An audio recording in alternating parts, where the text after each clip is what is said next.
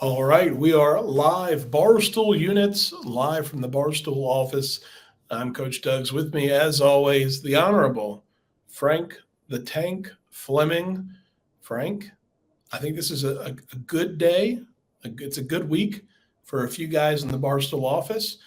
Dan Snyder may be selling the team, and someone on one of your good teams is also leaving. Steve Nash agreed to Bye-bye. part ways with the Brooklyn Nets. How are you?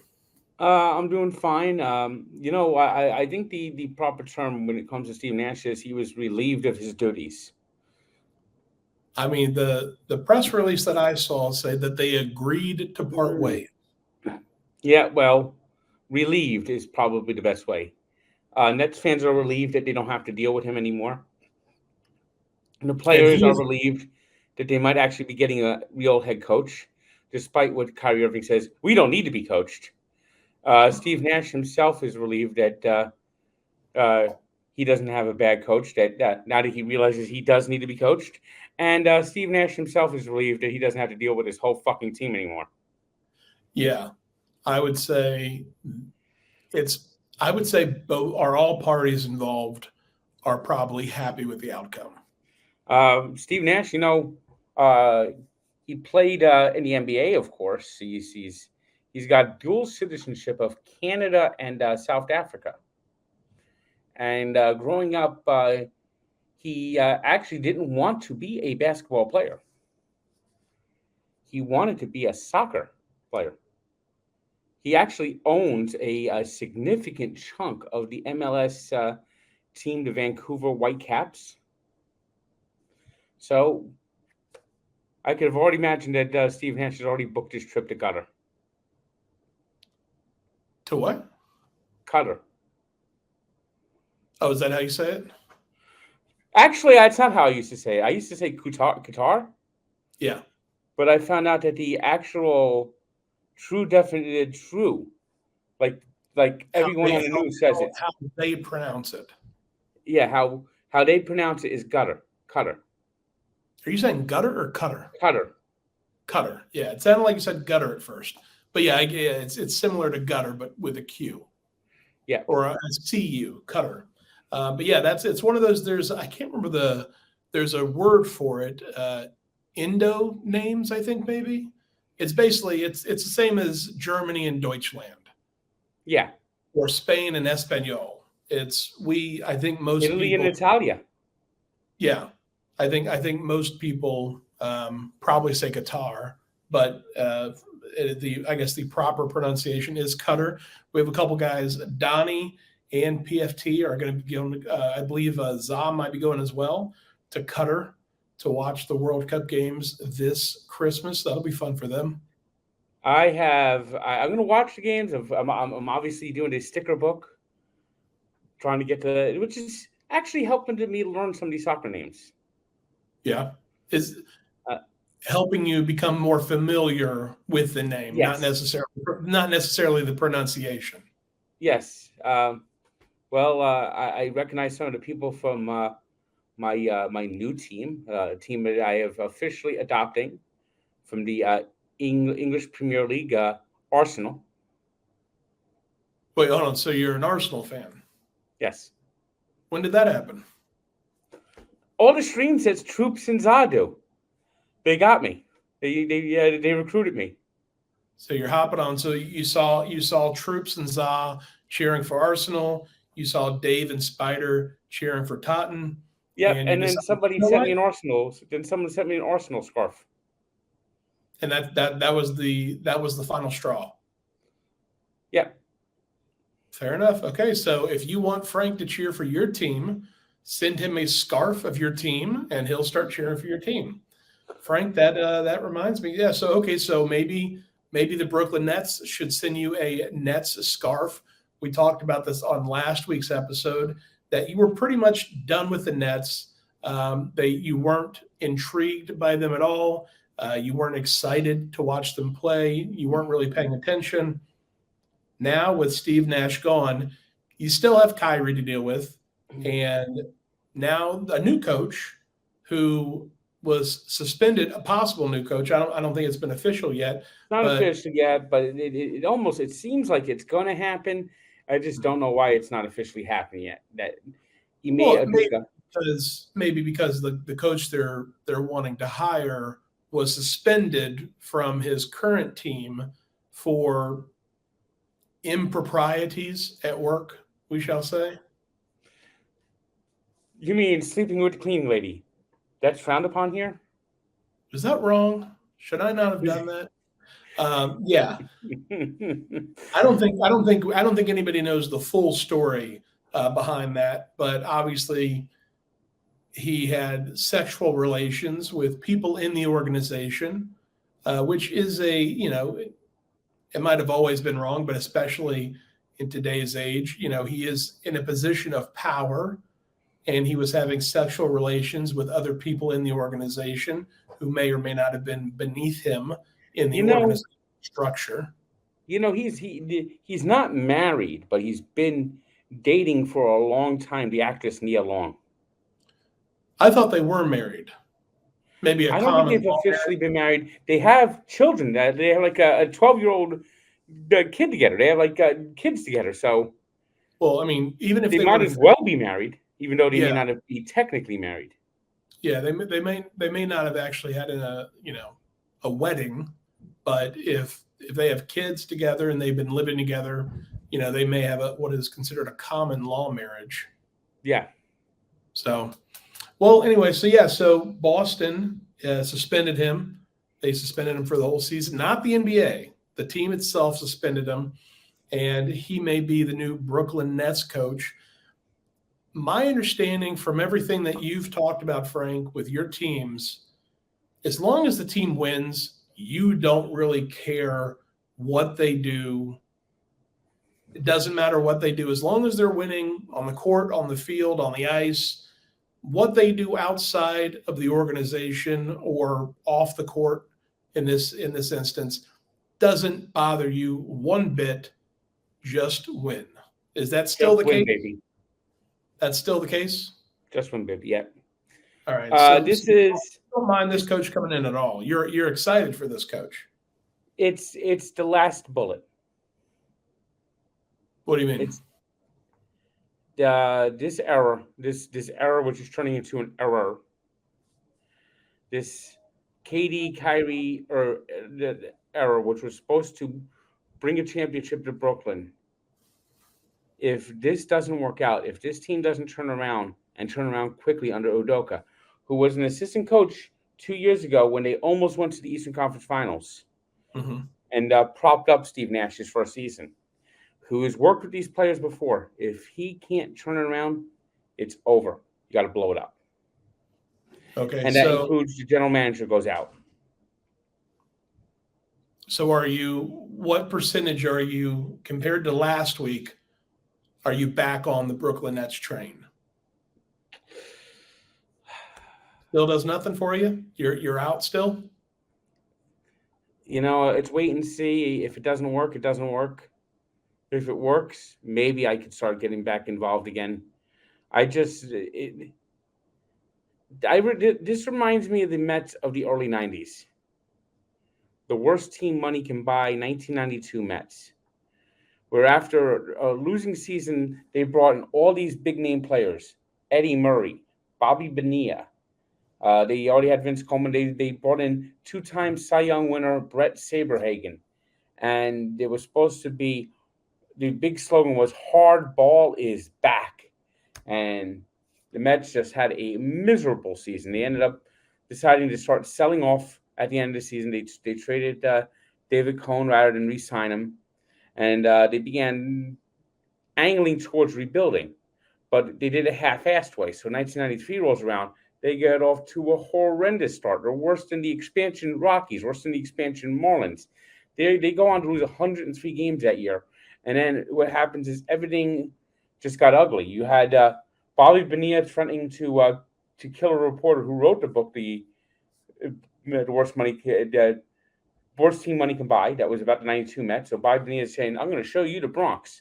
Then you had Vince Coleman throwing an M80 firecracker while traveling with Bob Bonilla, by the way, at a group of kids, and one of them, 18-month-old, lost his hearing damage. That's why Vince Coleman. And then while all this stuff is going on, Brett Saberhagen takes his super soaker, loads it with bleach, and starts shooting all the reporters who are interviewing the Mets in the locker room. I mean, it wasn't just bad; it was embarrassing. Yeah. And that's and the players on that team were hateful. You couldn't root for the team. It wasn't that it was bad like I don't mean to take a shot here, the Jacksonville Jaguars, but where the players, you just know that they're just trying. The players that were contemptible, hateable, and disgusting, and you didn't want to even root for the players. And you look at Kyrie Irving, how can anyone actually root for Kyrie Irving?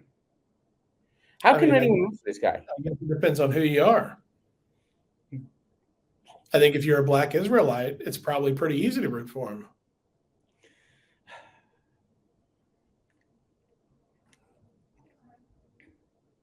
I mean, Kyrie and Kanye, those two deserve each other. They should move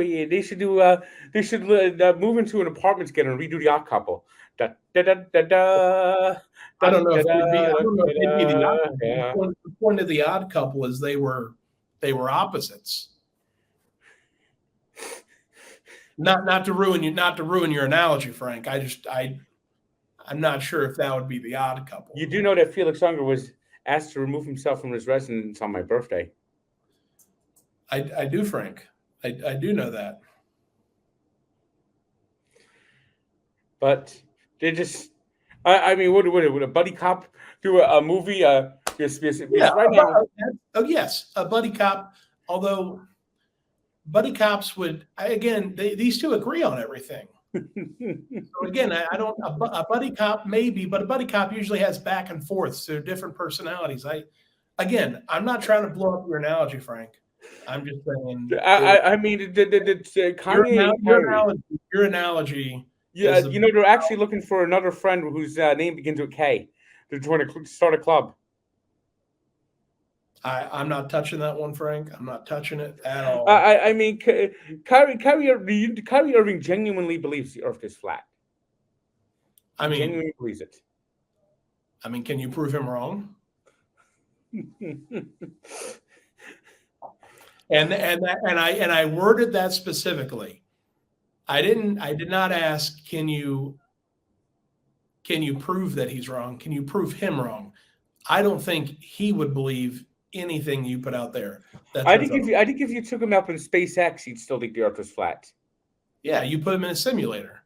He's not actually in space. He's in some simulation game. You'll put an Oculus Rift over his head, and it's a video game.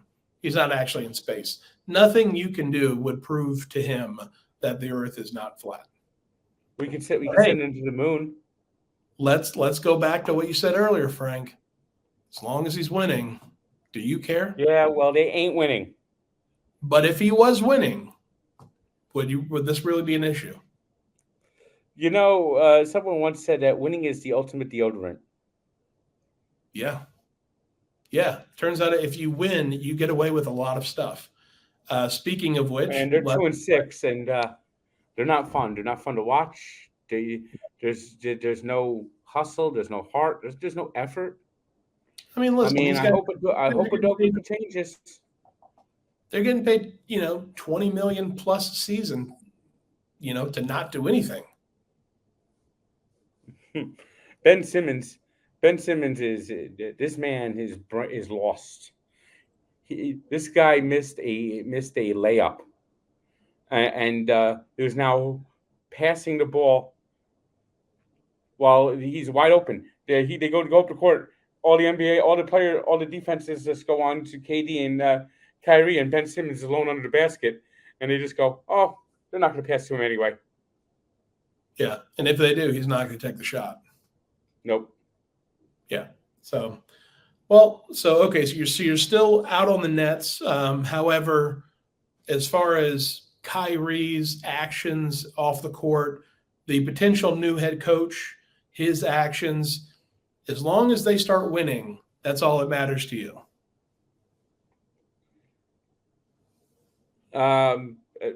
Especially with Udoka. It Yeah. was consensual. I mean, we've seen things like this happen before. It probably happens a lot more than people even think about. I mean, you got these basketball players going on the road and at the hotels at night. There's groupies everywhere. Well, I okay, mean, Frank, timeout. He was not suspended by the Boston Celtics for having relationships with groupies. no, but Let's make sure we're being honest and fair about whoever this was in the Boston Celtics organization, it was consensual. And that's all I care about. If it's consensual, I don't give a fuck. Okay. There we go. All right. Well, so let's go on with this. So Steve Nash out as the coach makes the Brooklyn Nets fans in the office happy. Dan Snyder may be out as the owner of the Washington football team Commanders. He announced, or it was announced yesterday morning, that he has taken on Bank of America Securities. He's brought them on to look into his options to sell the team. At this point, I don't think he has a choice. Now the FBI is getting involved in the book cooking investigation, and so he might now even face criminal charges. If he sells this team now, he's going to get $5 billion. And Jeff Bezos is just, he wants the team. Yeah. And the NFL has already got a relationship started with him, with Amazon. Roger Goodell was sitting with him when the Thursday Night Football premiered. They got Amazon Prime. They've already got a relationship start there. I think he fits what the NFL wants. And so Jeff Bezos, a possible owner. I mean, we're nowhere near that. No, Bezos, possible new owner, but we're not even near that because we don't even know if Dan Snyder's going to sell the team yet. I'll be shocked if he doesn't sell the team. Well, where it's at right now, there's an investigation. I talked to Dan Lust, the sports attorney, this morning about it. There's an open investigation on whether he was cooking the books and everything, and whether or not there's consumer protection, whether or not some of the season ticket holders were having issues getting money back from the team. Apparently, so maybe they might have been holding on to people's money unnecessarily. So there might even be a consumer protection issue there. But with all that, this is now an investigation. There might be audits of the books and everything. There might be actual subpoenas, and they might actually go in and guys with blue jackets and empty boxes coming in, searching for files, searching for documents and books. So that might happen. That probably will happen. But even if he sells the team now, that doesn't necessarily stop any of that. Now, Bezos is worth $150 billion. Jeff Bezos may say, hey, listen, whatever the issue is, if I buy the team, I'll handle all that. Not an issue at all. Yeah. He's now in a situation where if he waits to sell a team, the value is going to go down if this investigation really kicks up a shitstorm. But does it though? And this is something I brought up a little bit with Dan earlier. And there's so much going into it as far as, listen, whoever's going to buy this team, it could be as simple as, hey, listen, when I buy the team, I'm going to come in as a new owner, and whatever happened in the past, that might be dealt with, that might be dealt with where, hey, listen, the government says we might still go after Snyder, we might still go after the organization, but we're not going to be going after Bezos' Washington team the same as we would if Snyder owned the team. So we don't know.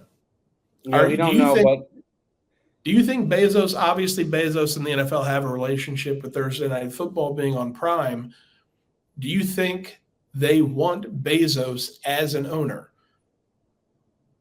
Do you think I other owners? I don't think he'd be a bad owner. This guy is a great businessman. He built Amazon. He's gotten involved in media companies. He's just he's rich. He probably Well, get a he's TV not stadium built. rich. He is one of the 2 or 3 richest people in the world on paper.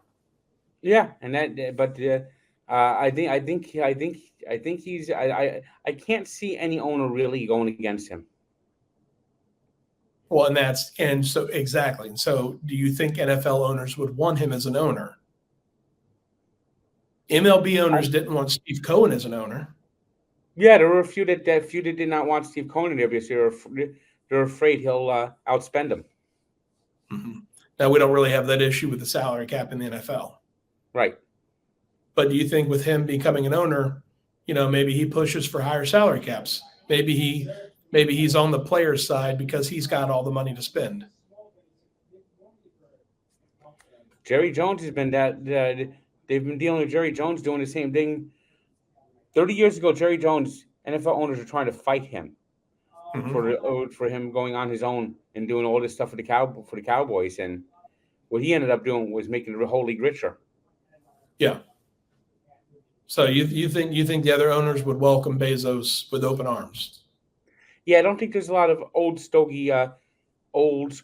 owners who will block it anymore. Yeah, and with that, we talked about this. With Bezos coming in, you'd absolutely get a new stadium, and Jeff Bezos is worth enough money. That was one of the issues with Dan Snyder being the current owner. Nobody wanted to work with him on building a new stadium. Jeff Bezos doesn't need anybody to work with him on building a new stadium. He could build an Amazon stadium. And the only question is, what city? Where will it be built? Will it be built in Washington? Will it be built in for Northern Virginia, or will it be built in Maryland? You might have them vying for that, especially if it's going to be an Amazon. I mean, just imagine an Amazon stadium, an Amazon arena.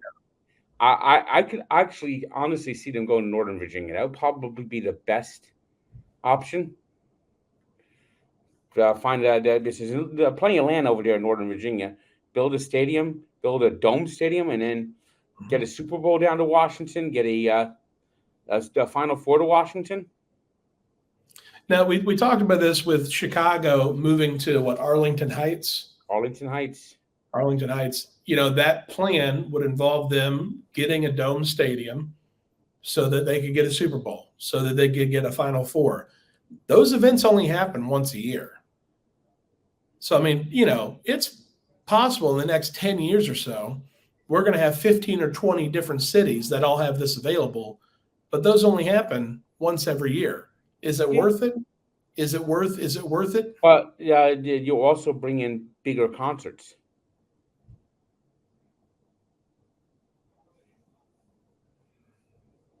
You also bring in championship games, like the Big Ten championship game, the Big Ten tournament, or in the case of Washington, the ACC tournament.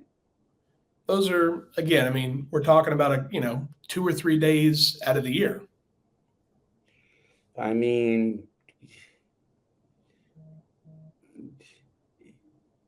Los Angeles figured it out and said it was worth it. Well, I think a lot of cities say it's worth it, and that's why I'm interested to see what Bezos does here. He's an owner that can absolutely pay for his own stadium, no issue. I mean, New Jersey completely fumbled the ball when they built the new MetLife Stadium. First off, the stadium has no aesthetic personality. It looks like a giant air conditioner. Now they did get the promise of a Super Bowl, which is never coming back. But You got a charmless eyesore stadium, and because they didn't want to spend a couple extra $1 million to build a dome. And by the way, to build the stadium in the Meadowlands was almost as much as it cost to build the stadium in Dallas. And look at the difference between the two stadiums. Listen, Frank, if you tell me that you're going to build any major structure in the state of New Jersey, I can tell you right now it's going to cost 2 to 3 times what they say the top of the budget is. So you've seen the American dream. You've been to the American dream, Frank. The American dream. Xanadu. Yeah. Speaking about that, get back to Dan Snyder. You know why you know where the word subpoena came from? I do, Frank, but I'm open to hearing your joke. That means he got you by the balls. Subpoena. I shouldn't have allowed that. I'm sorry to the viewers. I apologize. That's on me. I should have stopped that. Are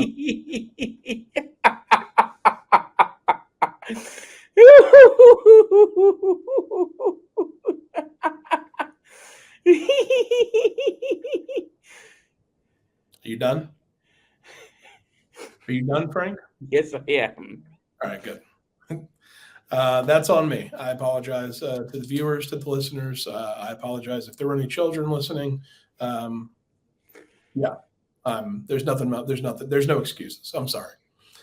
So, Frank, you don't care about the Nets. They might be turning things around. We'll see. The Devils may have turned things around. They are playing terrific hockey. They're 7-3. They did lose their first 2 games, so they've won 7 out of their last 8. They're actually in first place in the Metropolitan Division. They're playing. The skill guys are getting out there. They're making plays. And Jack Hughes hasn't even actually gotten going yet. Jack Hughes has been okay, but he hasn't put up big numbers yet. Yeah, the big scorer so far this year has been Jasper Bratt. And he's having an incredible season so far. Heischer's playing well. But what's important is the Devils have made some significant upgrades. They traded Ty Smith and got John Marino, who's been tremendous on defense. Tremendous.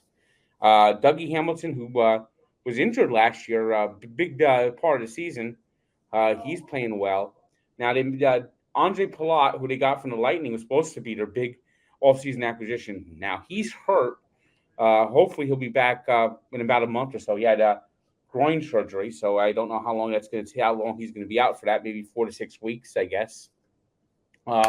So we'll see how that turns out. But Eric Haula, Haula, I don't know if I'm saying it right. Eric Haula. Haula. They got him from Boston, and this guy just clogs the middle. He's a great defensive forward. I've seen him on the power penalty kill. He just clogs the middle and knocks pucks away. He makes plays. Vitek Vanek is Vanek Vitek is playing goalie sometimes. He had a shutout last week against the Avalanche. 1-0 win. Blackwood's even playing a little bit better as of late, and it's because they're getting some good defense. Their defense has improved, and their speed. They're making plays and letting their speed help them out. They got some. This is a young team, young talented team that just has got to gel, and it's working right now. And I think even though Ruff is still there, the addition of Andrew Brunette, who I think should be the coach, actually, has had a positive toll on his team. Got a tough game against Edmonton, but if they could find a way to win the next 2 or split the next 2, coming out of Western Canada, 2-1 is not bad. No, and you did mention there. So the team's doing really well, but you're still out on Lindy Ruff.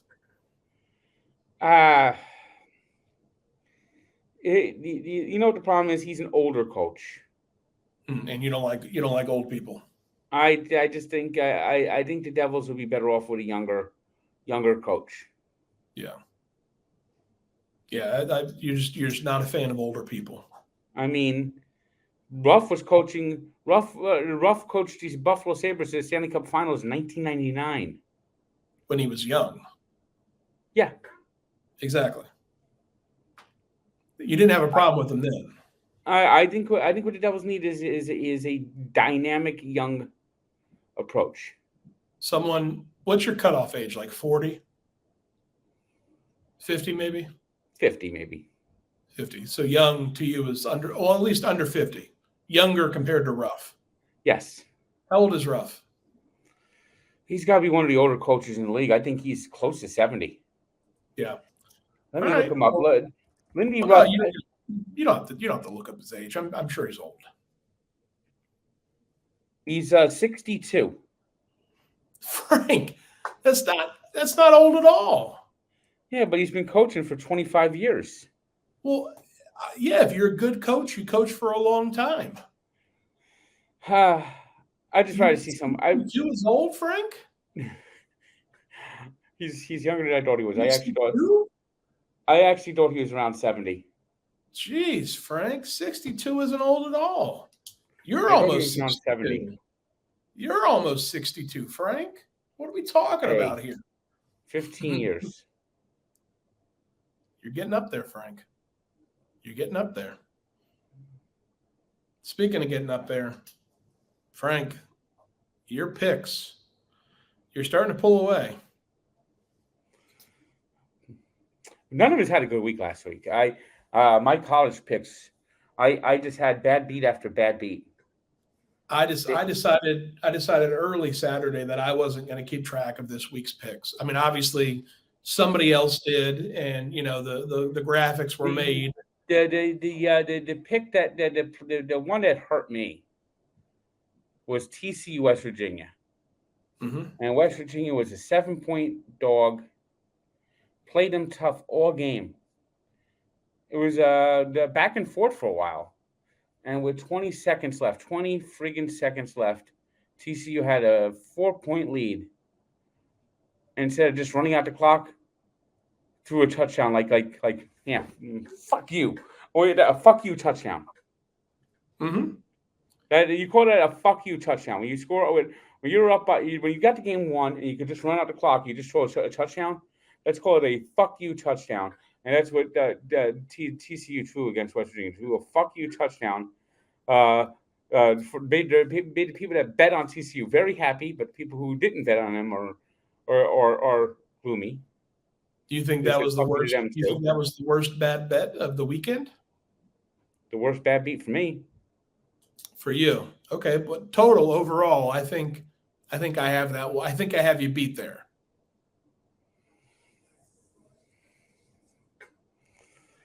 Georgia Tech scores a touchdown, final play of the game. But because it's the final play of the game, there are 0 seconds left on the play clock, on the game clock, and they are not allowed to kick the extra point because it's meaningless. Why would you kick an extra point? You lost. And, FSU would have covered, or Georgia Tech would have covered if they were allowed to kick the extra point. So you lost with 20 seconds left. I lost with no time on the clock, Frank. But that was last week, and I'm not keeping track of those picks. Those picks are on the record. They're on the record, but I said early Saturday it was my gift to myself and everyone else to start the holiday season off right.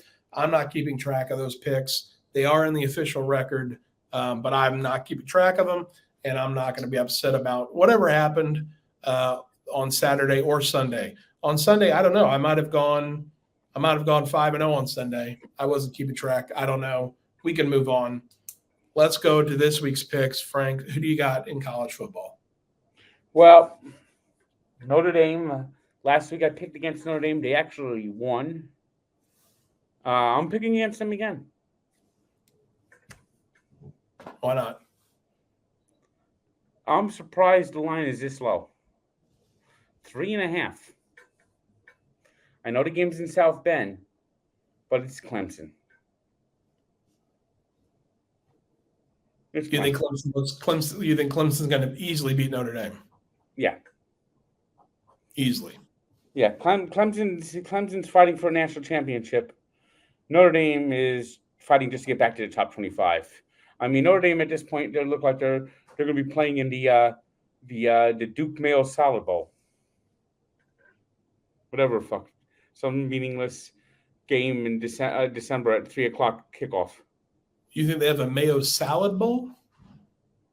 Yeah, the Duke's Mayo Salad Bowl. Why wouldn't it just be the Duke's Mayo Bowl? Well, whatever it is, one of these meaningless bowl games that nobody cares about. You think there's a salad made out of mayonnaise, Frank? Well, I don't eat salad and I don't eat mayonnaise, so I wouldn't know. You're lost on both. Wait a second. Potato salad's made out of mayonnaise. No, potato salad is made out of potatoes and it has mayonnaise in it. Well, to me, once you put mayonnaise in it, it's called food repellent. Yeah, you're not a big mayo guy. I'm the exact opposite, Frank. I love mayonnaise. Give me all the mayonnaise. Not too much mayonnaise. I'm not eating it out of the jar or anything. But, however, big mayo guy. Love mayonnaise. All right. So Clemson, Clemson minus 3.5? Yes. Is that so? Clemson's favorite. Last week I took Michigan as a big favorite, and they didn't cover. No, they didn't. They didn't cover. This week I'm taking them again as a big favorite. Yeah. Rutgers football. The games in Rutgers, birthplace of college football, where Rutgers just gets routinely just like drummed upon, beat upon. They're the punching bag of the Big Ten. 26.5-point favorites. Last week, Rutgers just got run over, rolled over, crushed, thrown through the wood chipper by Minnesota. Now they're playing in Michigan. 26.5. Michigan's just going to kill Rutgers. Thought you were a New Jersey guy, Frank. Thought you were a New Jersey guy. All right. This one, SEC showdown. There's two big SEC showdown this week. LSU, after that bad start, they've been kind of pesky. Here comes the ass whooping. Alabama minus 13. Alabama is gonna take LSU behind the woodshed, and it's not gonna be pretty. It's gonna be ugly.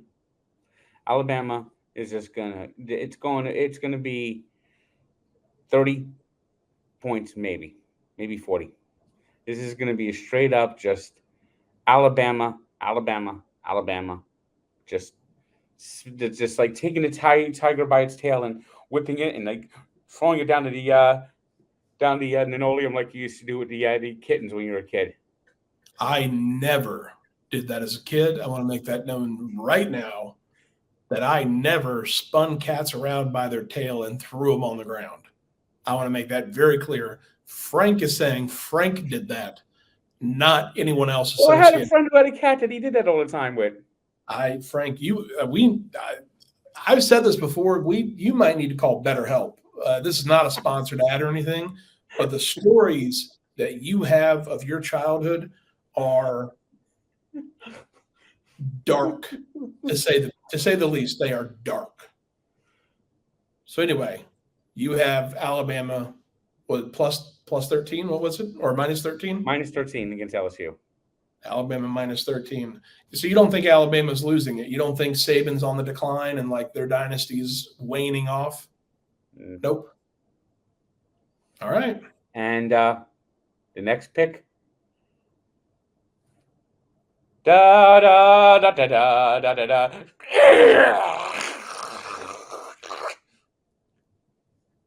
Tennessee.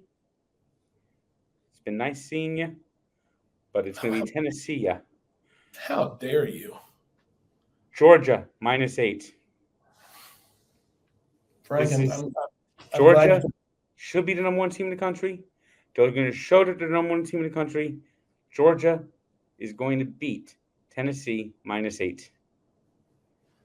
I'm glad you took that, Frank. I'm glad you took that. I'm happy that you're going against Tennessee. It's just further proof that Tennessee is the number one team in the country.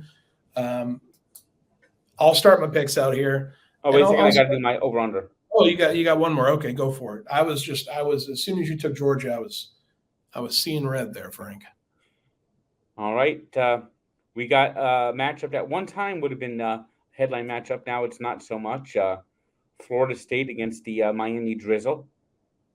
52.5. That's a lot of points. It's a lot of points for those two teams. They're not going to reach 52 points, 52.5. I'm going to take the under in Miami, Florida State. I like that. Miami is garbage. If Florida State should beat them and become bowl eligible. If they don't, it will be a sad, sad day for Florida State. And I will welcome Deion Sanders as our next head coach with open arms. But we should beat Miami without any issue. But that is a lot of points for that game. I'll start my picks there. Going Florida State -8. Miami is god awful this year. If you want to go to the game, tickets are probably about $3 or $4. So have fun with that. Florida State should beat them. I won't be surprised. The game's in Miami this week, isn't it? It is. Yeah, it's a 7:30. It's a 7:30 game on ABC. I wouldn't be surprised to see more than it's ever been a Florida State takeover in that stadium. Yeah, I would be all about it. I could see Florida State maybe shutting them out 44-0. Maybe Miami kicks an early field goal, 44-3. I could see Miami single digits. Yeah, I would be happy with that. I'm taking FSU -8 as my first pick. Next, we're going to go Wisconsin versus Maryland. People like Maryland, but Wisconsin's looking good. Wisconsin -5.5. I shouldn't do this next pick. They've ruined me 2 weeks, but I'm taking Kansas State versus Texas. Kansas State +2.5. Again, they haven't been good to me. I shouldn't be taking them, but I'm going to take them. Kansas State +2.5. Next, and I'm glad you picked Georgia. Tennessee is the number one team in the country. They deserve to be in the number one team in the country. Georgia is a great team. Maybe they're number 2, but they're not number 1. I'm taking Tennessee +8. And I'm also taking another game you took, Michigan, Rutgers. The over is only 45. I can't believe the over is only 45 in Michigan, Rutgers. I could easily see Rutgers getting, maybe a pick 6, or maybe they stumble into a field goal here and there. Michigan's going to absolutely destroy them. I'm taking Michigan, Rutgers over 45. I could see Michigan putting up by themselves 38 points and the Rutgers maybe getting 10 points if they're lucky, like late scores. And I don't see Michigan slowing down, or at least or taking it easy on them. No, they don't. They don't do that. That's a low total for me. I'm taking Michigan, Rutgers over 45. That'll be my college picks. Let's go and move on to the NFL, Frank. I didn't keep track of the NFL picks this week or any of my picks. It's my holiday present to myself. How did you do in the NFL? I had a chance to go 4-1, but the Bengals didn't show up on Monday Night Football, so I went 3-2. 3-2. Listen, that's still a winning record. Let's go ahead and go with your NFL picks for this week. Well, I'm going out tomorrow night. I'm taking an evening flight to Chicago. I'm spending a couple of days in Chicago with Mikey Betts and going to the Bears-Dolphin game at Soldier Field and watching the Dolphins win by more than 5 points. You think so? The Bears have basically got rid of all their pass rushers. Yeah. So I think They Tua's gave one gonna, to Miami. Tua, Tyreek, and Waddle are going to have a field day. Yeah. And Now, then is this you got who's Bradley Chubb. Bradley yeah, Chubb Brad? now is on the pass rush.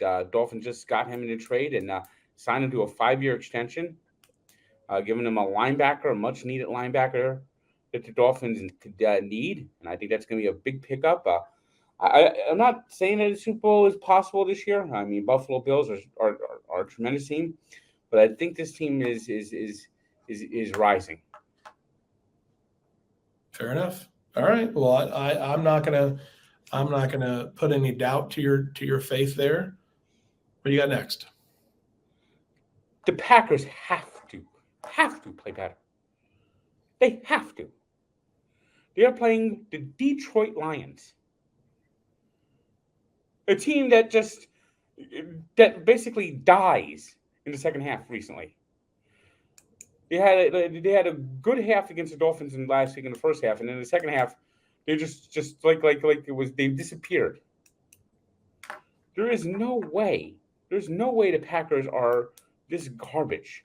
And they actually played well Sunday night. They covered. They got a backdoor cover against the Bills. It was 11 points, and they lost by 10. I mean, Buffalo Bills were in command most of that game, but I think the Packers are going to get. I'm not saying they're going to get back on track, but they're going to stop the bleeding, and they're going to win that game by 3.5. All right. We'll see. Here's a team. Since Steve Wilkes has taken over, the Carolina Panthers have been pesky.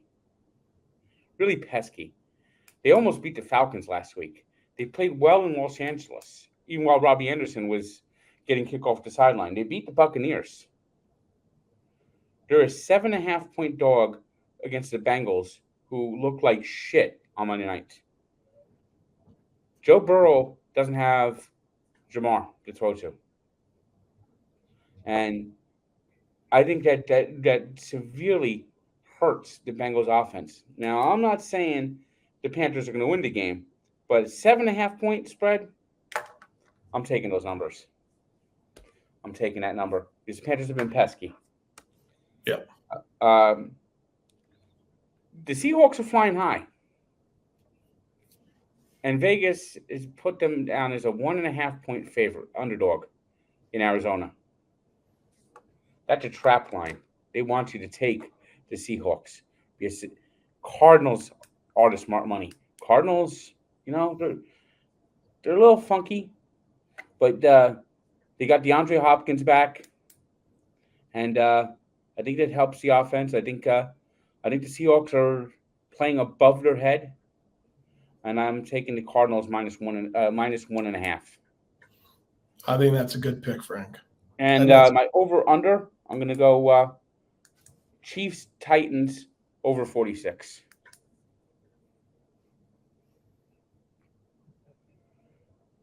I can see Derrick Henry putting up 2 touchdowns and maybe another Titan score here, and then I can see Patrick Mahomes putting up 4 touchdowns. Yeah, that could easily happen. That's a good one. All right, so I'm with you on one of those. Carolina, who knew? Carolina just had to get rid of Christian McCaffrey and they'd be good. I just think they got a better coach. That's what's helped. I was being sarcastic, Frank.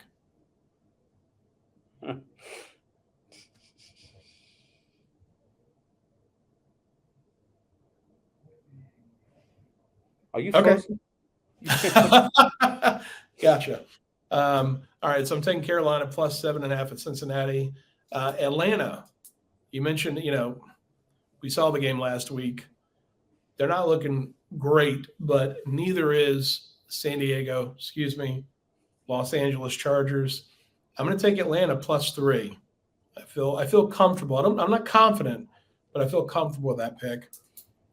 To my Jaguars,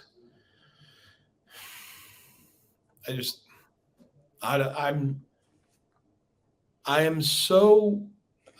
even know if disappointed, it's not like, oh, I'm not mad, I'm disappointed.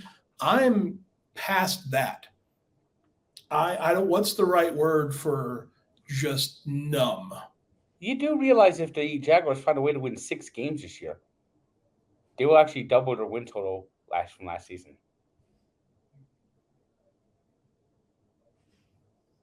Yeah. Well,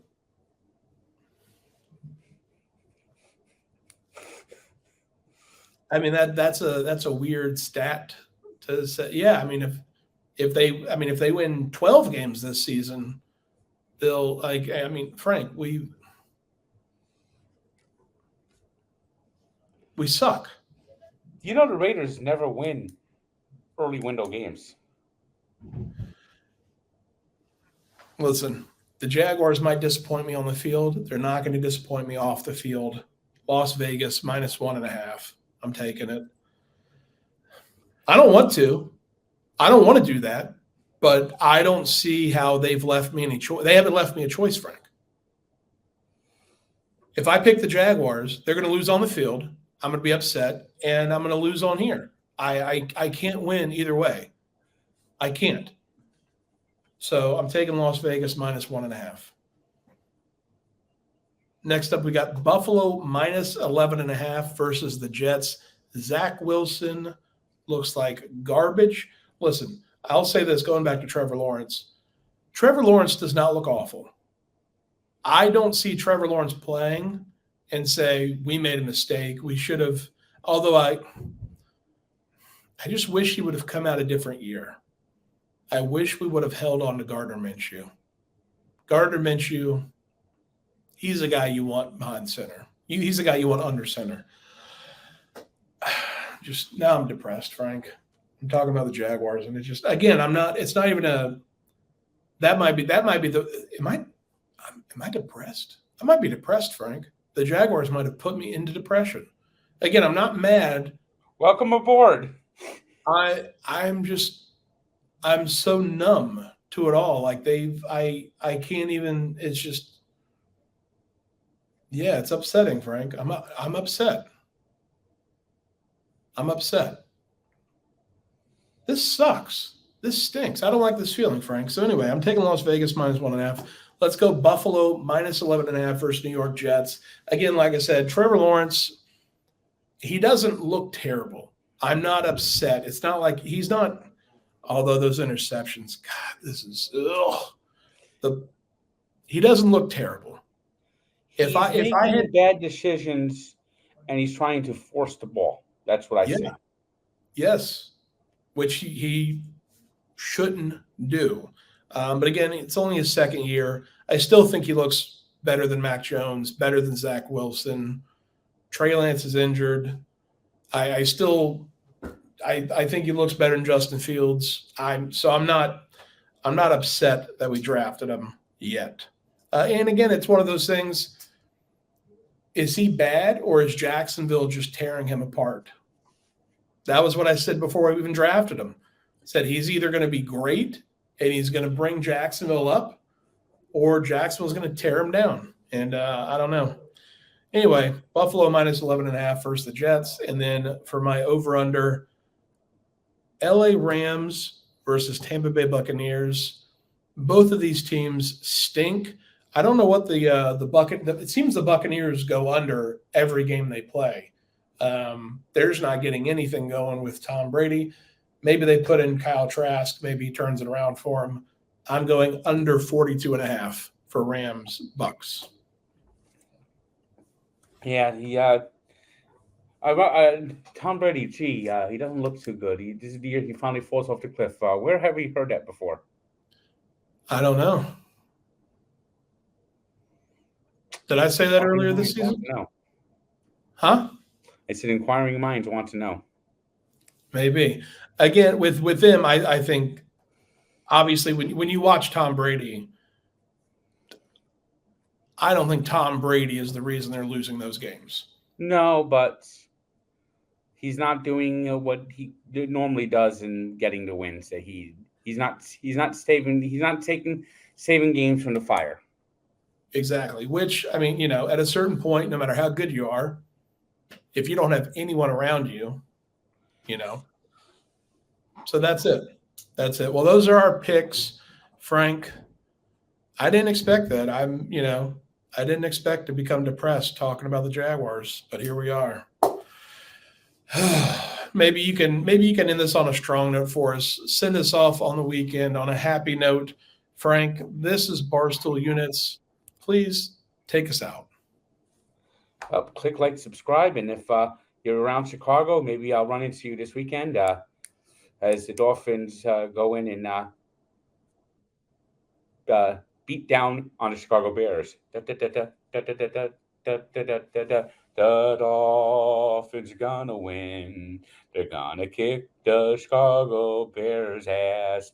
The Bears have no defense, and their quarterback has a rubber arm. It's gonna be quite ugly as the Dolphins beat down on the Bears. Chicago is terrible. It's gonna be a beat down on the Bears. Frank, once you get to the second or third verse, you kind of trail off and you do your own tune. But it works. That's Barstool Units. See you next time.